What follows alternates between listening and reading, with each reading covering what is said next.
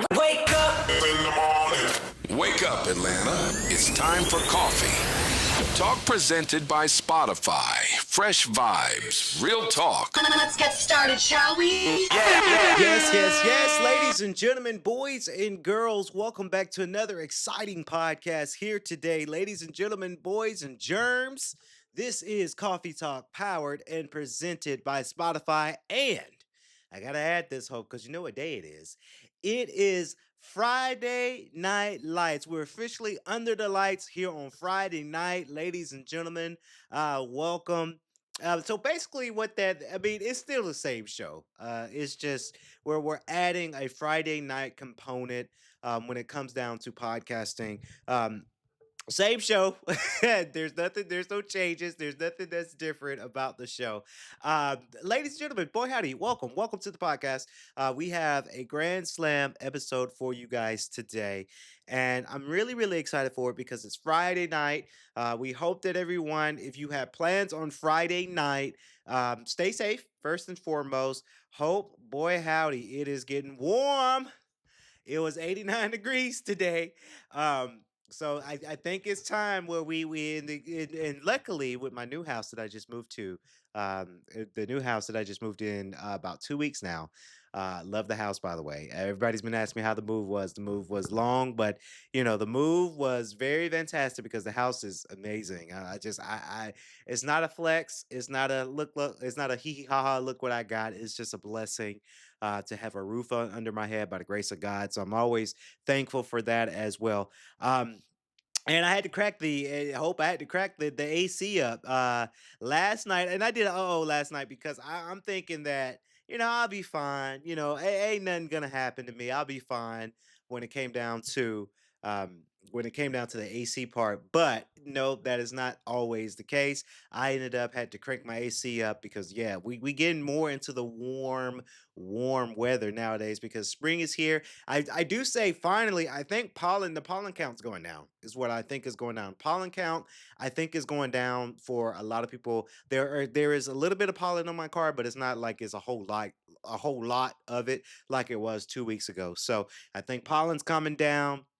May is around the corner. Summertime's around the corner.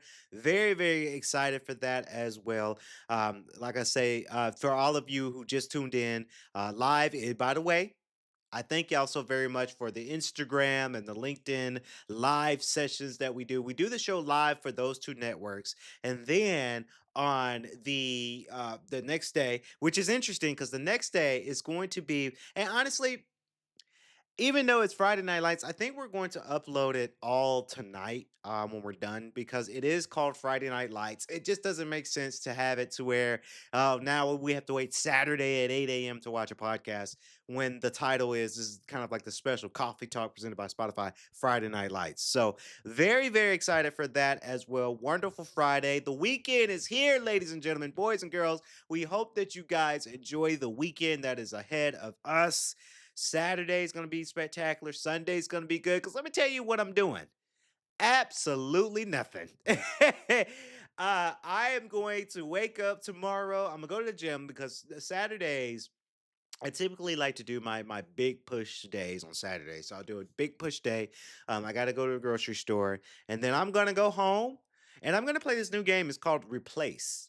Replace is a new game that's available right now from Sad Cat Studios. I'm going to play it over the weekend for you guys, and then I'm going to review it next week on the next week's episode. But it's available on Game Pass, and boy howdy, I was skeptical about Game Pass at first, but I'm gonna be honest with you guys. I think Game Pass, I just enjoyed it a lot more because I am now playing it on an Xbox console. Very excited for that with my Xbox console that got back and got fixed. Um, I had a buddy that hooked me up with that one too to get my Xbox fixed. But it got fixed and now it's fixed and prepared. And I was able to get Game Pass. And now I'm downloading games on Game Pass and I'm playing them. And I honestly got to say that works out. It just works out. If you have it to where you have a Game Pass subscription, it is $30 a month. I know I got to choke. I got to kind of have to swallow that pride a little bit. But they got some good titles still on there for Game Pass. Of course, what I do is I download the game games that I really want to play onto my Xbox console using Game Pass, and then I play it that way because that way there's no lag, there's no waiting to load, there's no okay I have to wait until the server to load the actual game content is downloaded on the game, and that way it's smoother. There's no game lag. I do say to a lot of people, yes, you do have to have a Game Pass to play these games. You can't just have the Game Pass, download these games, and think you're gonna have them forever. No, that's not how Microsoft operates that. So Replaced is a new game that came out a couple of days ago, and IGN gave it a 7. I looked at some of the video footage, and I actually do like that 2D, 3D style. And then I looked at it because it's only $20. It's an indie studio, so of course it's going to be $20. I looked at it and I'm like, okay, it's not on PlayStation. Is it on Game Pass? It's on Game Pass. So rest assured to a lot of people, I will play that game over the weekend, and it's probably going to be a special review for this next. I think it's going to be either Tuesday or Wednesday's podcast is when I'll come back and talk about it. I haven't played it yet, so I can't talk about it. Very very excited when it comes down to it. I just wanted to say this one thing real quick before I get to the topics of conversation. Of course, Hope and Marcus and Rachel and Sarah, they're back on this show too. So there's a lot of stories that we got to talk about on the podcast as well. But I wanted to talk about this a little bit because I posted on my social media, to which is on Facebook and Instagram. You guys can watch, or you guys can follow me on Instagram at Kennedy Lucas NBA. By the way, if you want to know what is my Instagram handle, is Kennedy Lucas NBA.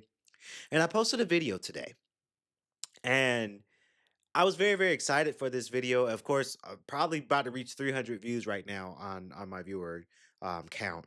But I did a gym post again today, and this gym post it hit a little different because I talked about the mentality of working out, and my body, I will say, and I know I talk about my body in the gym sessions and everything in almost every podcast, I know.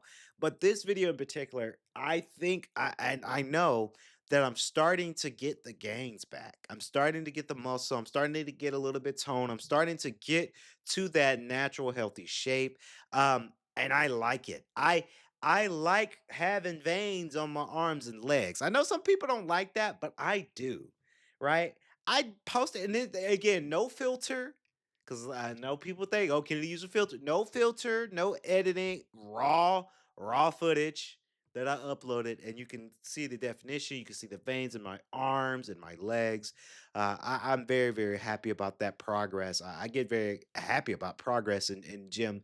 I think it's a lot of the string instruments, a lot of the string machines, a lot of eating correctly. I do have my cheat meal. I'm gonna be honest with you. I haven't had a cheat meal yet this week.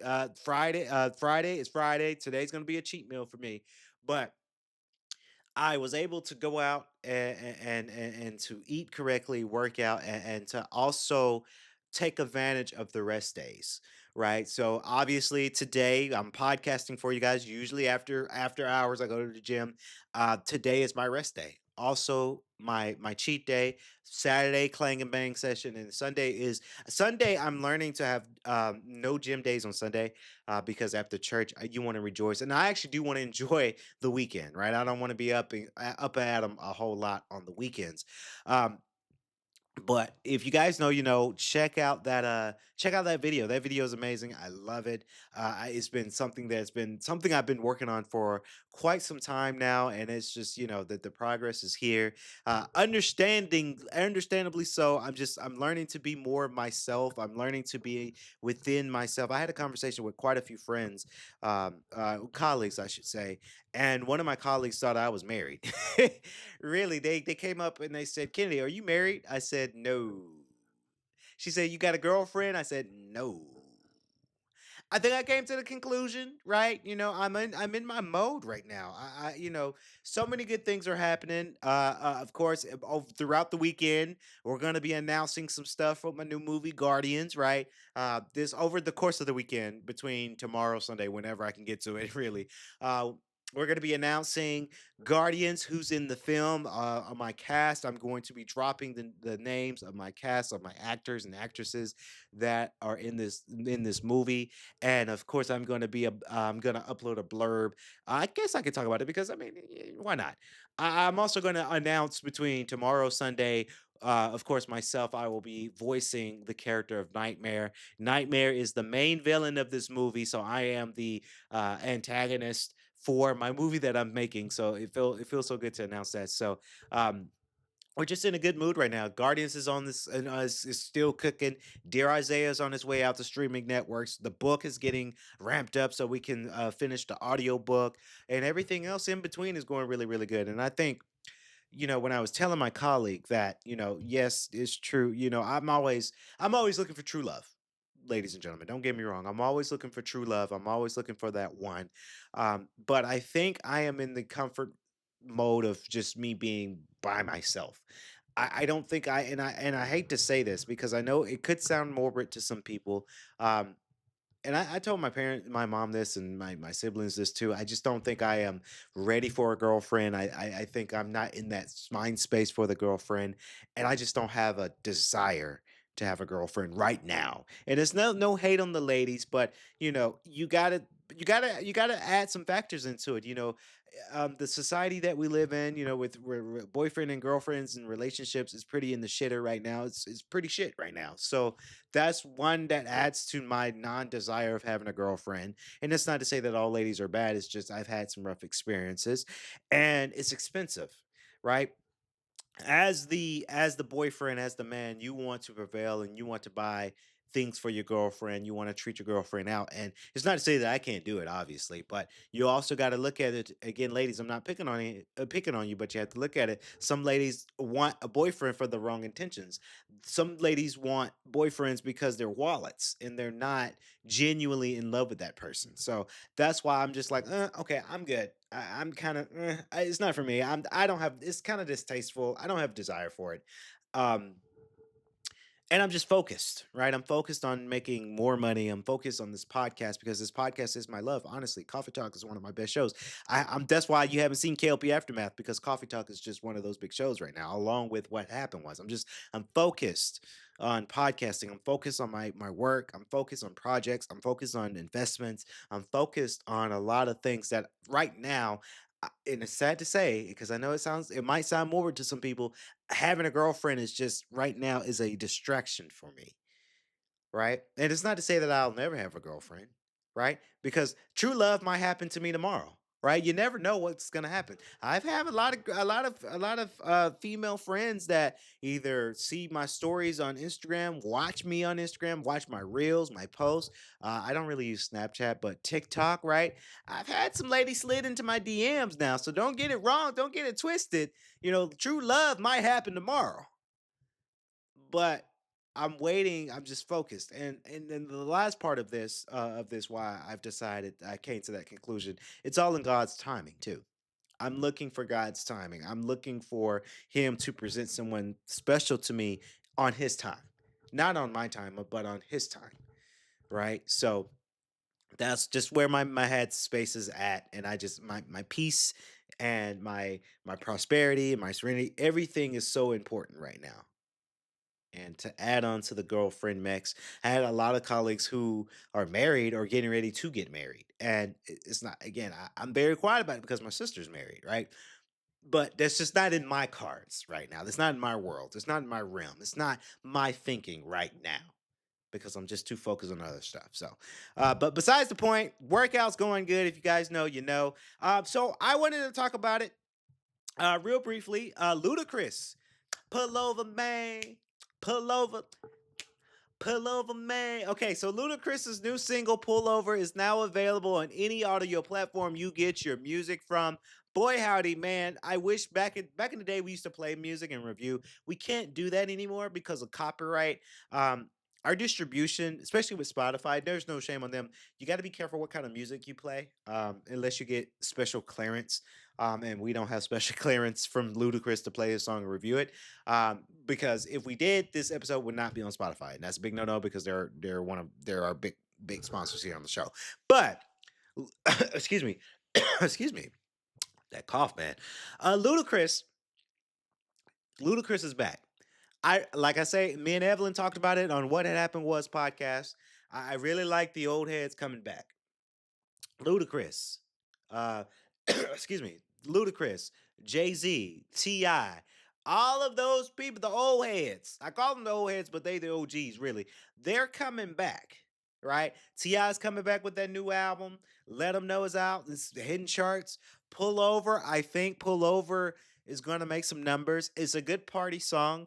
I'm glad that he made an explicit version because, I can see a lot of universities and a lot of colleges, perhaps a lot of HBCUs might use their pullover song as an anthem, right? They have to do the non-explicit version, but I see that as the market. As you guys know, Ludacris has been traveling. Well, I think the best one that I've seen that he was physically there was Clark Atlanta, down the street from us, Clark Atlanta University. He did a video with the some of the cheer ladies from the cheer team and some of the players from the band, right? So I see that a lot of HBCU universities making it a theme for them, unless it's not explicit versions of the song. I see it being a party song. I see it being on some commercials. I see it being on some trailers, right? That's just kind of the music that Ludacris is making.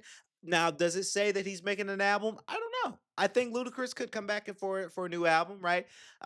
Why not? Because right now you got to Ludacris, Ti, and Jay Z. They putting rappers and producers uh, on the map. Like, hey, okay, y'all messing up hip hop for us. So now we got to come back and show y'all youngsters how we did it. Right? That's the way I see it. Pullover. I got, of course, obviously got it on my playlist. My like songs on my playlist. It's also added to my gym playlist as well. You best believe your boy's gonna be listening to it maybe about 3 times in the gym tomorrow. It is a very, very good song. I really, really recommend it. Ludacris is back, and I'm always gonna rap for artists that is from the A. Obviously, Ludacris is from Atlanta, so I get very, very excited when it comes down to just the old heads, man. The old heads are coming back, and it's just really, really, really, really exciting when it comes down to it. So okay, so shifting gears here. I wanted to talk about this thing because I talked about at the beginning of the show just now, before Ludacris's segment, I talked about relationships and girlfriends and finding love and all of that. Oh, you guys, I griped about Chick-fil-A and people love that segment. So I am about to gripe and be pissed off about this next thing that I'm about to talk about. And it's crazy because this girl looks like one of my old friends. Okay, so my sources is coming from World Star. World Star, shout out to them. Get this. Fifth grade teacher charged with 25 sex crimes against two young students, including the hard R word. If you guys know the hard R word, I can't say it because a lot of podcasters they're steering away from that word because that can get the episode flagged, and it's a very hard word to hear. So according to reports, Louisiana teacher Marissa Noel, 31, 31. So 2 years older than me. About to be 1 year because again in May I'm about to turn 30. Right? That's crazy to think about that. She faces 25 sex charges, including first-degree R word, involving two young students after a second victim identified, along with additional charges of unlawful communication, harassment, and using a computer to solicit a minor. Let me tell y'all something. We as in people in the world, not me. People already get a bad rap for these teachers in these schools, right? We've been in it this last few years really, where schools are getting defunded and teachers are not getting paid enough, right?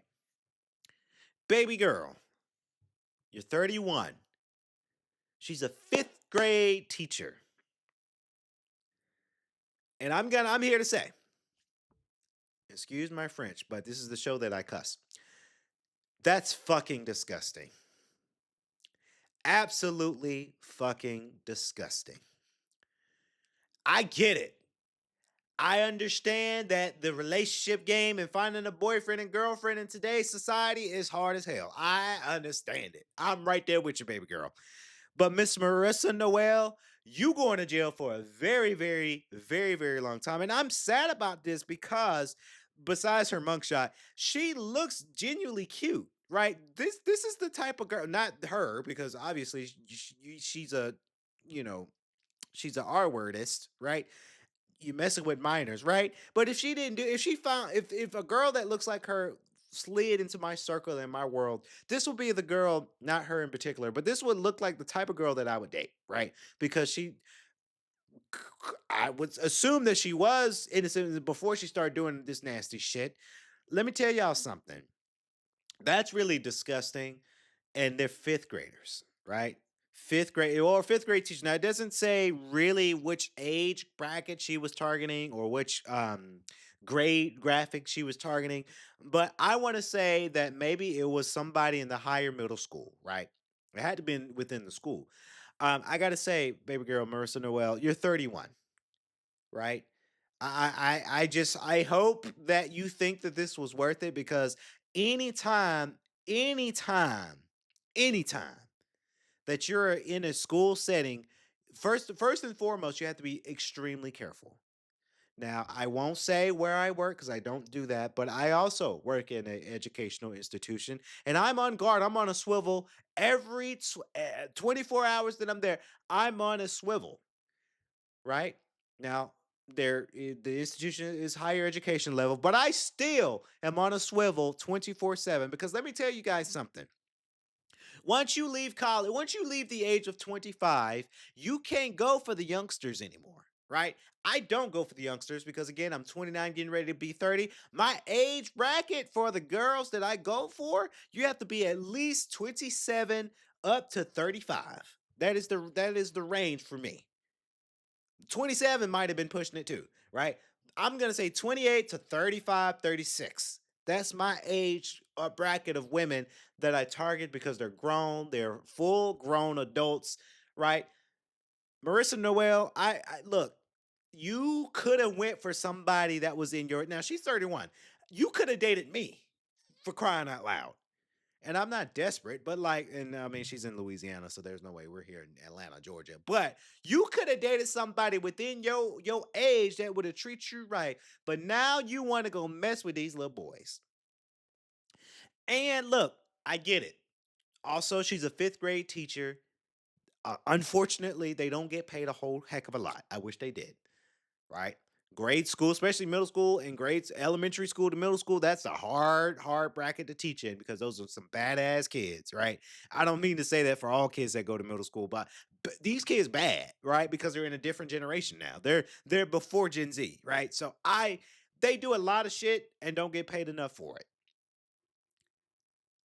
But you got to understand that you just messed up your whole career. You're going to be on the sex offenders list. You won't have a job at all as a teacher. Right? That ship has sailed. It's sailed and gone. Right? And I don't judge people because I'm not in the I'm not the person to be judging people because I've done some, not this, I haven't done this, but I've done some things that might have been questionable. I probably shouldn't have done. Not this. But I'm not in the room to judge people, but you got to understand something that this is disgusting. And we're in this age where social media is heavy. Your pictures out there on World Star, it's everywhere. You're everywhere. So I don't understand it. I really don't. Um Now with her mugshot, she looked crazy. She looked like, yeah, I did it. She could have dated somebody her age. She looked like a Becky. Let me show you. I think we can show you pictures. This is what she looked like. If you can see it well. And I'm now all through the camera, don't do it justice, but she looked like a Becky. She looked like a Tiffany or a Brittany, right? Or a Kelly, right? I this it's disgusting. It's very, very disgusting. It's very disheartening. Um, Again, these are kids. Marissa Norell, she was fucking around with some kids, man. I can't get there. I cannot get there. You have to be careful, ladies and gentlemen, out there in the world. Again, all unlawful communication or harassment and using the computer to solicit a minor. Yeah, you going to jail, Marissa Noel. You going to jail for a very, very long time because you did some shit like this. And maybe this is the psychology behind it. Maybe she just recently broke up with a boyfriend that was of age, right? Yeah, like I said, I understand the relationship game. It's hard out here. The relationships they hard, but in my take would have been she may have broken up with her boyfriend. And maybe as a she's depressed because she broke up with a boyfriend. She's a fifth grade teacher. So again, there's a lot of shit they go through in middle school. They don't get paid a whole heck of a lot, unfortunately, right? She's probably going through some things. So she probably thought that this would be a safe haven, but this was way worse. Way worse. Because you're going to prison, you're gonna eat that prison food, you're gonna get stamped, you're gonna be on that sex offenders list, you won't have a job, right? So bad time to get fired from some places right now. And I said this last episode when them Chick-fil-A workers, bad time to not have a job right now. But it's not gonna matter to her because she's gonna be in prison. So very, very sad for her. I hope she gets the help she needs. But yeah, that's that's a tough case. That's a very, very, very tough case. So speaking of going viral and leaks and people's photos on there, the entire the Legend of Aang movie animation has linked on X, and allegedly 10 million people have already seen it. This is the worst nightmare for filmmakers.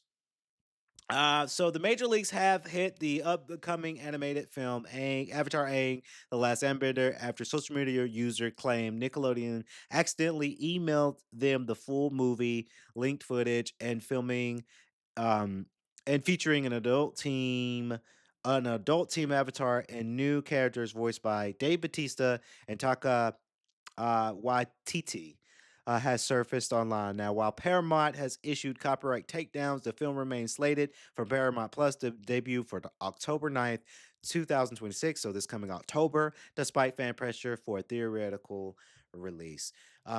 Bad time. It sucks for filmmakers. I do say this to a lot of people: don't leak movies.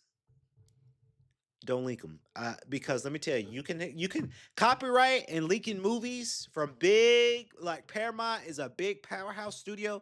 You best believe you looking at a multi-million dollar lawsuit. But I also got to say it sucks because I am also a filmmaker, and where and I'm an independent, so I ain't really got to worry about leaks because I'm an independent filmmaker. I'm not a big powerhouse, not yet anyway. But to have a movie leaked where people can watch it on social media for free.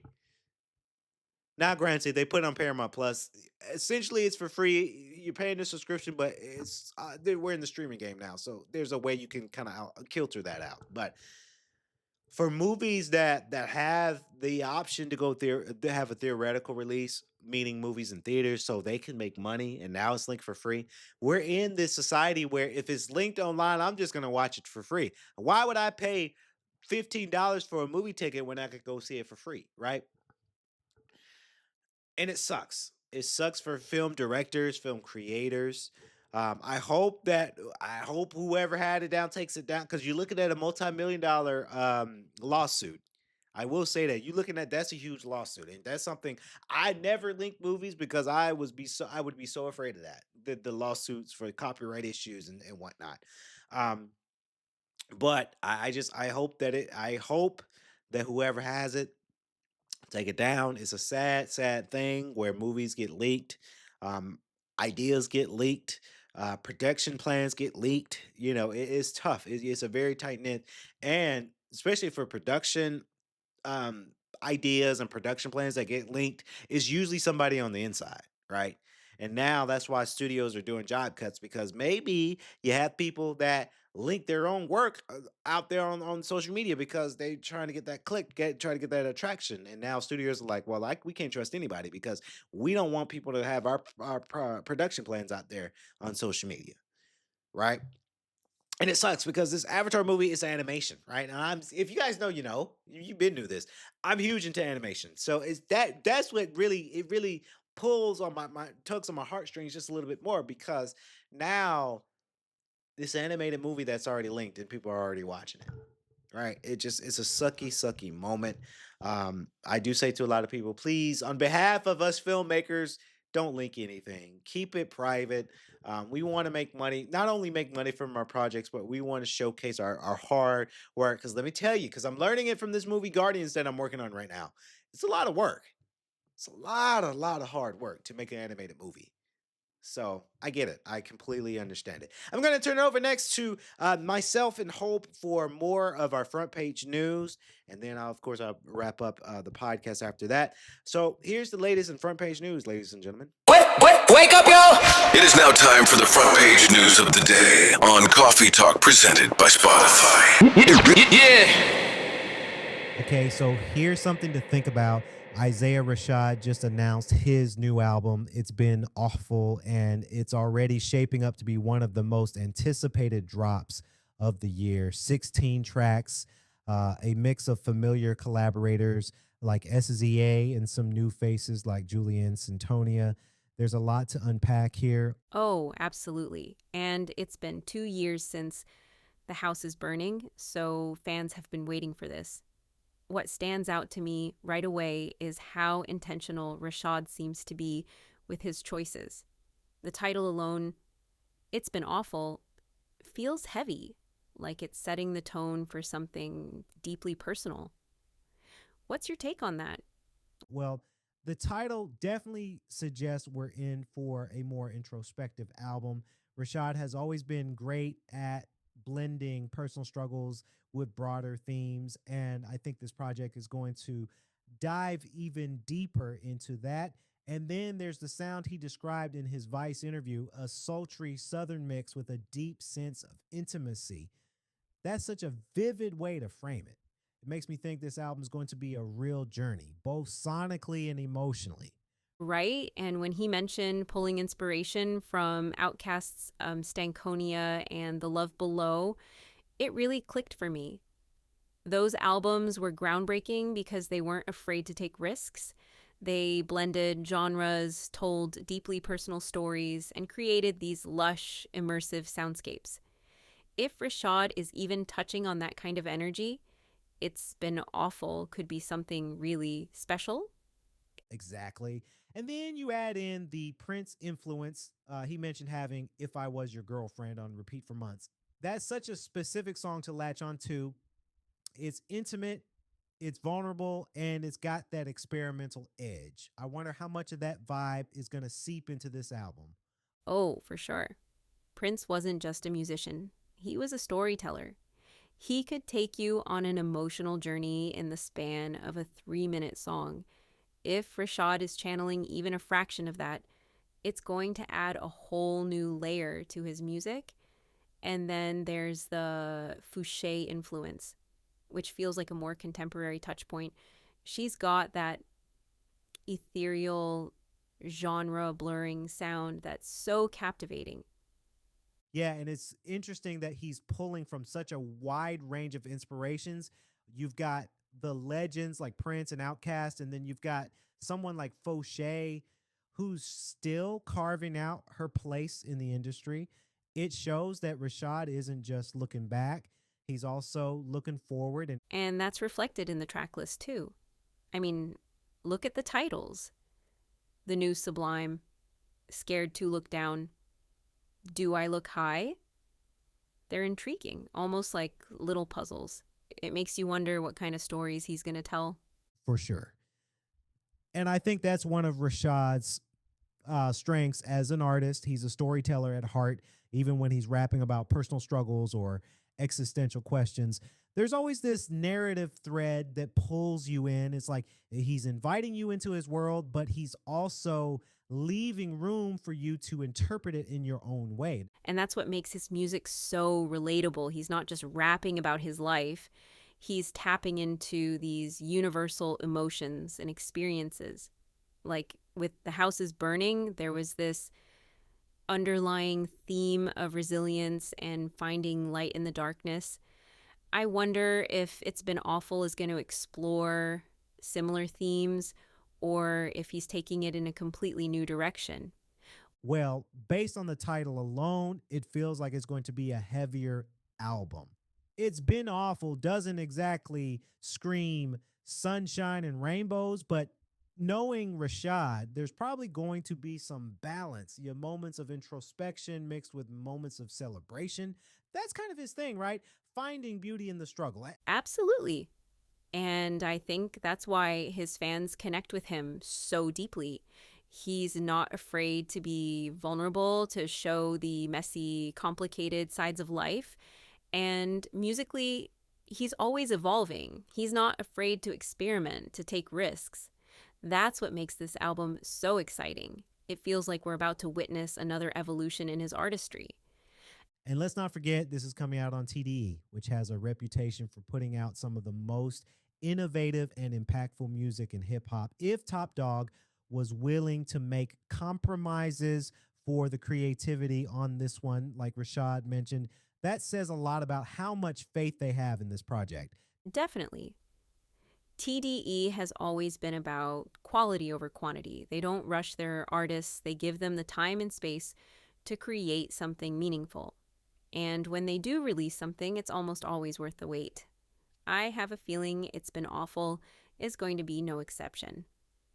Agreed. So May 1st can't come soon enough. Until then, I'm just going to keep same on repeat and try to imagine what the rest of the album is going to sound like. Any final thoughts? Just that I'm excited to see how Rashad continues to push boundaries and tell his story, whether it's through his collaborations, his lyrics, or his production choices. He's always finding new ways to keep us on our toes. This album feels like it's going to be another chapter in what's already an incredible journey. Well said. Here's to May 1st and the next chapter of Isaiah Rashad's story. Wake up! Get up! We starting the day! Let's get into it. Our top story of the day on Coffee Talk, presented by Spotify. Turn it up! Let's go. Okay, so imagine this. A game that combines shooting, hacking, and exploration, all set on a lunar base. That's Pragmata. And it's not just another action-adventure game. It's a whole new take on the genre. Oh, I've been hearing so much about it. It's like they've taken the best parts of third-person action games and added this layer of strategy with the hacking mechanics. It's definitely not your run-of-the-mill title. Exactly. What I love is how it manages to feel fresh and innovative while still being accessible to players who are familiar with the genre. It's like they've struck this perfect balance between creativity and comfort. And the way they ease you into the mechanics before ramping up the difficulty, that's just smart game design. Totally. But you know, with a game that has so many layers, it can be a bit overwhelming to figure out where to start. I mean, there's hacking, shooting, exploration. It's a lot to take in. That's such a good point. And that's why I thought we could break down some of the best tips and strategies for getting started in Pragmata. You know, help players hit the ground running and really make the most of those opening hours. I love that idea. So, where should we begin? Let's start with the hacking nodes. Early on, you only have access to one hacking node slot, which means you really have to think about when and where to use them. It's all about being strategic. Right? And I think that's such a clever way to get players to engage with the mechanics. The game gives you these yellow nodes as hints, almost like it's saying, hey, you might need this soon, but it's up to you to decide how to use them. Exactly. And the key is to save your decode or multi-hack nodes for the tougher enemies. Those weaker enemies, just hack around them instead. It's all about conserving your resources for when they'll make the biggest impact. And what's great is that as you progress, you unlock more slots and nodes, which makes resource management a bit easier. Plus, you start finding more nodes on the ground in combat arenas, so you're less likely to run out. But even then, it's a good habit to save your most powerful nodes for the harder battles. Absolutely. Speaking of resources, let's talk about the training simulations. These might seem like just a fun side activity, but they're actually a goldmine for materials and upgrades. Oh, they're a total game changer. The training simulations unlock fairly early in the game, and they're not just a fun distraction, they're essential. You can earn upgrade components, pure lunum, and cabin coins through these missions, all of which are crucial for improving your gear and unlocking new mods. And I love that the game encourages exploration by hiding additional training missions in each sector. It's like a little treasure hunt, and the rewards are so worth it. Plus, those cabin coins, you'll want to spend them at the cabin's stamp club as soon as you can. It's all about maximizing your resources. Definitely. And while we're on the topic of upgrades, let's not forget about leveling up your stats evenly. This is such an important tip for the early hours of the game. Totally. You've got 3 main stats to upgrade. Your suit, which affects health and defense, your primary unit, which is your permanent gun, and your hacking abilities, which determine hacking damage and performance. The game really encourages you to level all 3 evenly until you hit level 10. And that makes so much sense.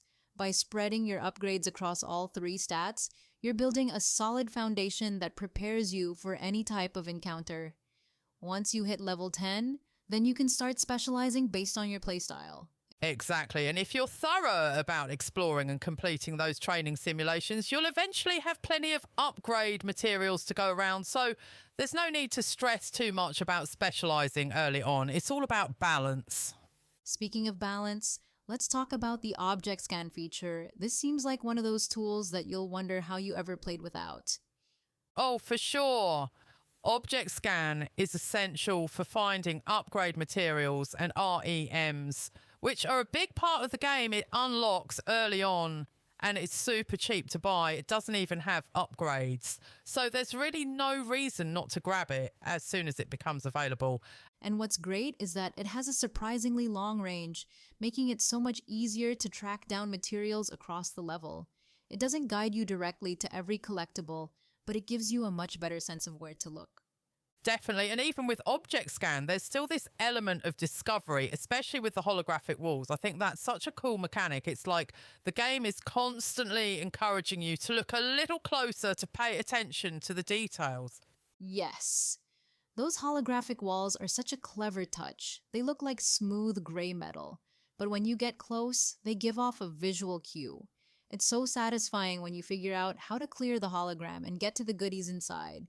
It's like a little reward for being observant. Totally. And while we're on the subject of paying attention, let's talk about Diana's chatter. I know sidekick dialogue can be a bit divisive in games, but it sounds like Diana's comments are actually pretty helpful. They really are. She offers hints about your surroundings or how to tackle certain situations, and honestly, she's so adorable that it's hard to get annoyed with her. Even if you don't necessarily want the help, it's worth keeping your ears open for what she has to say. I love that. It's like having a little companion who's genuinely invested in your success. And speaking of Diana, her auto-hacking ability sounds like a lifesaver in certain situations. Oh, absolutely. Auto-hacking lets you focus on dodging and shooting while Diana takes care of the hacking for you. It's especially useful in those high-pressure combat scenarios. And the best part?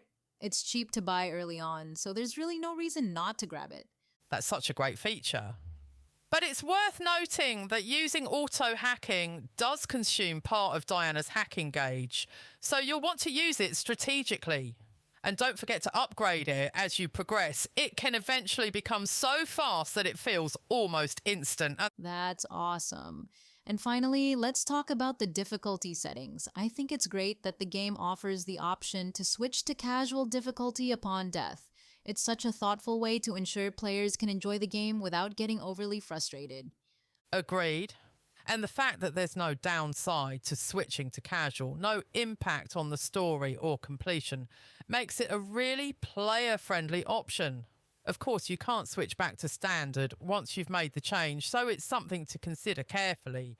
But ultimately, it's about having fun, right? Exactly. Gaming should be enjoyable, and it's nice to see a game that prioritizes that. Whether you start on casual or switch to it later, the important thing is that you're having a good time. Well said. Pragmata sounds like such a thoughtful and well-designed game. It's clear that a lot of care went into creating an experience that's both challenging and accessible. Absolutely, and with these tips in mind, I think players are going to have a fantastic time exploring the lunar base and mastering the game's mechanics. I couldn't agree more. So, to everyone out there diving into Pragmata, good luck, have fun, and don't forget to enjoy the journey. Wake up! Get up! We starting the day! Let's get into it. Our top story of the day on Coffee Talk, presented by Spotify. Turn it up! Let's go. Hello, everyone, and welcome to our top story segment on Coffee Talk Friday Night Lights, presented by Spotify. I'm Jackson, and I have a great research that I have been working on for a while now. Foods with added sugar are everywhere, even in some surprising places. So how easy is it to go without sugar, and what difference can it make to your health? While I typically eat a healthy diet with plenty of home cooking, I also have a sweet tooth and tend to consume a chocolate treat or two every day. That's not very surprising. Overconsumption of sugar is extremely common in our modern diets. It's bad for our teeth, harmful to our health, and there's even some evidence to suggest eating too much sugar might lead to long-term cognitive deficits. As my role involves reporting on health and well-being, I've increasingly started to worry about eating so many treats, which alongside refined sugar, often contain numerous additives. In fact, one of my regular treats contains more than half my daily recommended amount of sugar. Dietary guidelines in the U.S. recommend consuming fewer than 12 teaspoons of added sugar from food and beverages, around 50 g, while in the UK, the NHS recommends people eat less than 7 teaspoons, 30 g, of sugars per day. In reality, U.S. adults eat more than 16 to 17 teaspoons, 65-70 g, a day, according to the U.S. National Health and Nutrition Examination Survey. To put that in context, 4G is about 1 level teaspoon of sugar. Giving up all that sugar isn't easy either, but I decided to see if it was indeed possible to break out of my daily sugar habit. I set myself the challenge of not eating any foods containing added refined sugar for 6 weeks. I also avoided honey and fruit juice, but I continued to eat natural sugars found in whole fruit, as well as complex carbohydrates, which when eaten, our body breaks down into the sugar glucose, which provides our body and brain with its main source of energy. From the outset, I noticed some surprising changes to my energy levels and how I felt. The post-lunch slump went away, but I did often find myself listlessly looking in my fridge, trying in vain to find something interesting, sweet, to munch on, feeling as though I was missing out. Sugar is everywhere. First, it's worth reflecting on just how much sugar is added to our food. I found it surprisingly hard to avoid. Browsing my local supermarket shelves, I noticed it in food I didn't expect, including a deli sourdough sandwich, which contained 5.7 g of sugar, and a bolognese ready meal, 9 g. Many breakfast cereals include added sugars, and a slice of commonly bought supermarket bread had about 1.2 g of sugar per slice. Sugar is also abundant in many ultra-processed foods, which have known adverse health outcomes and tend to contain fewer nutrients than whole foods like fruits, vegetables, and whole grains. There are many different forms of sugar in our foods. Glucose is perhaps the most common, but you can also find fructose in fruits and many syrups, lactose in milk and sucrose, which is commonly known as table sugar and is one of the main forms of added free sugar in our diets. Free sugars are also found in juices, syrups, and honey, as they are not bound up in the cells of our food. These refined free sugars contribute most to adverse health effects. We come out of the womb liking sweet tastes. It's part of mother's milk in those early days where you're supposed to be gaining a lot of weight, says Ashley Gerhardt, a professor of psychology at the University of Michigan. The problem, she says, is that we've gotten so good at delivering sweetness really cheaply. What sugar does to us. Research shows that when we consume high-sugar foods, it rapidly increases our blood sugar levels. While that's a normal process after eating, if they happen too often, we can become resistant to insulin, and the risk of developing type 2 diabetes increases. High-sugar diets are also linked to cavities, inflammation, obesity, Alzheimer's disease, and cancer. Diet-related diseases like diabetes are now killing people beyond the scope of alcohol and opiates, and unhealthy food is competing with tobacco for being the most deadly substance in the world, says Gerhardt. For instance, sugar has been found to increase fat in the liver. In one randomized controlled trial, those who consumed high-sugar drinks for several weeks showed about double the amount of fat in their liver, even if they consumed the same calories overall. Fructose, such as that found in corn syrup, is toxic to mitochondria, the cellular machinery that keep our bodies running, explains Robert Lustig, co-author of the trial and a leading expert on the harms of sugar. What it does is it basically knocks out mitochondria and reduces energy expenditure, so you have to build new ones. This can make you feel lousy, fatigued, tired, irritable, and increased brain fog. He tells me, I certainly noticed my energy stayed more level during the day as the weeks of avoiding sugar went on. Emerging research also suggests that diets high in sugary foods are associated with greater mental distress, including symptoms of anxiety and depression. While all this sounds alarming, as part of a healthy diet, sugar is fine in moderation, but it's clear that minimizing it would benefit the health of millions who eat too much. Addictive properties. In the first few days of going without sugar, I craved it intensely, especially when offered tasty treats at social events. There's a biological reason this is the case. When we eat sugar, it can alter our brain chemistry in a way that mimics what you see when individuals are addicted to opioids, explains Lena Begdake, a registered dietitian and associate professor of health and wellness at Binghamton University in the U.S. Eating sugary food also activates the brain's reward system. Research suggests that people who experience stronger cravings for sugary foods may also show a greater increase in the feel-good hormone dopamine when they consume them, meaning we feel pleasure and reward when we eat sweet foods. Numerous experts therefore consider sugar to have addictive properties, though this remains an ongoing area of debate. Other naturally sweet foods like fruit can then become less interesting for our dopamine system, adds Gerhardt. In fact, the stronger the desire for sugar, the greater the reward we feel, which reinforces the cycle and could rewire our brain to crave more of it. For instance, the brains of participants who consumed a high-sugar, high-fat pudding daily for 8 weeks became significantly more responsive to sugary foods. More like this: eating fiber is good for your brain. The 7 foods you should be eating more of. Don't count calories. Try eating smarter instead. This dopamine feedback loop helps explain why cutting back can feel so difficult. You're a hostage to your biochemistry, Lustig says. That's the definition of addiction. And 20% of the U.S. population is sugar addicted. To resist temptation, I found satisfying alternatives, such as a banana and blueberry shake with a spoon of cocoa powder. Grapes had a similar effect. Even apples tasted sweeter too, so even if I didn't feel like one, I munched on one daily anyway, which helped keep cravings at bay. Evidence also shows that individuals are hungrier after rapid blood sugar drops, a pattern common after eating high-sugar foods. One study found that participants who consumed a milkshake high in concentrated sugar and refined starches, a high glycemic index shake, were hungrier 4 hours later and had more activation in the brain's reward center compared to those who consumed a low glycemic index shake. What is happening when we give it up? Within days of giving up sugar, however, the body begins to expect less of it. Dahlia Perelman, a dietitian from Stanford School of Medicine in California, told me, my taste buds will have begun adapting, becoming more sensitive to sweet tastes.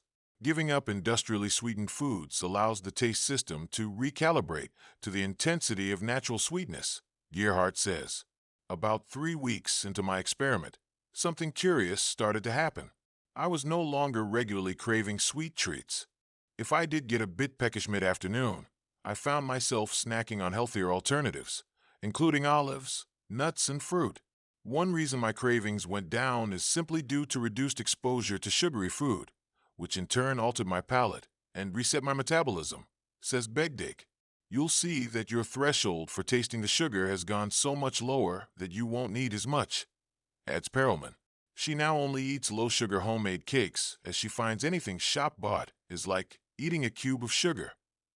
Begdake explains that my levels of triglyceride, a common type of fat in the body, which increases when we consume excess calories, will have reduced too. My insulin sensitivity will have improved, as I will have been experiencing fewer insulin spikes that occur in response to sugary foods. It's like resetting to default, she says. That said, at family events, and even on my own birthday party, it did feel challenging not to have even a tiny bite of cake. Cravings never felt far away due to how much sugary food was in my immediate environment. Still, as my sugar intake fell, the sense of reward, often linked to dopamine release, likely diminished. Reduced sugar diets have other health benefits too. In one small experiment, a team asked a group of 41 children to give up added sugars for just 10 days. By the end, their blood pressure and body fat fell, and they had lower insulin resistance as well as improved behavior. Other research, Looking at ultra-processed food, which tends to be high in sugar, found that when people ate minimally processed food, they had fewer cravings and more energy. Having a clearer picture of what sugar does to my body, it made it easier to change my habits. Sweet treats just became less appealing. I was also able to limit my exposure to sweet treats at home and ensuring I had plenty of healthy snacks to hand. I also swapped juices for fizzy water with a drop of lemon juice, finding it quenched my thirst. Reintroducing sugar. By the end of the 6 weeks, I can truly say I wasn't particularly tempted to reintroduce sugar to my diet. It's likely the addictive loop in my brain had been silenced, Begdake told me. I no longer crave sugary snacks daily and foods with added sugar. Even low-sugar breakfast cereals simply taste too sweet for me now. This change should make it easier to avoid returning to a daily sugary treat, Perelman says. So now my 6-week experiment is over. Will I be returning to my sugary treats? In short, no. But I plan to make a few changes. Rather than avoid added sugar completely, I'll restrict my abstinence to weekdays, allowing myself the luxury of a treat at the weekend. I'm also reframing how I think about sugary food in the first place. When I did finally reintroduce some sugar in the form of a triple chocolate chip cookie, 28 g of sugar per cookie, I didn't feel like eating it at all. I forced myself for the purposes of this article to see how my body would respond. It tasted far too sweet, and I could taste more sugar than chocolate. I felt an energy slump soon afterwards too, and had a mid-afternoon nap, only possible because I was on an annual leave. That treat I used to eat regularly was no longer a treat. I stopped after a few bites.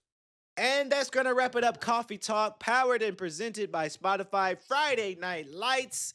Still the same show. We're just doing it on Friday night, right? It's a good name for sure. But that's just because people thought it was another new show. No, same thing. Just we're doing it Friday night because that's today's date, Friday night. Ladies and gentlemen, boys, girls, please have a safe and prosperous good weekend, Saturday and Sunday. Get the rest that you need. And we hope to see you guys again Monday. Monday, we're going to have a new episode of What Happened Was with me and Evelyn. We're going to be back in our studio space to do another new episode for that show. And for everybody that loves Coffee Talk, stay tuned for either Tuesday or Wednesday, one of those 2 days, for the next new episode for everybody here. For our entire cast and crew that is here in the studio, I thank you guys so very much for staying tuned for this podcast. And we'll see you guys on next week's episode. Peace, love, respect. From Coffee Talk, presented by Spotify, Friday Night Lights. So long, stay swanky.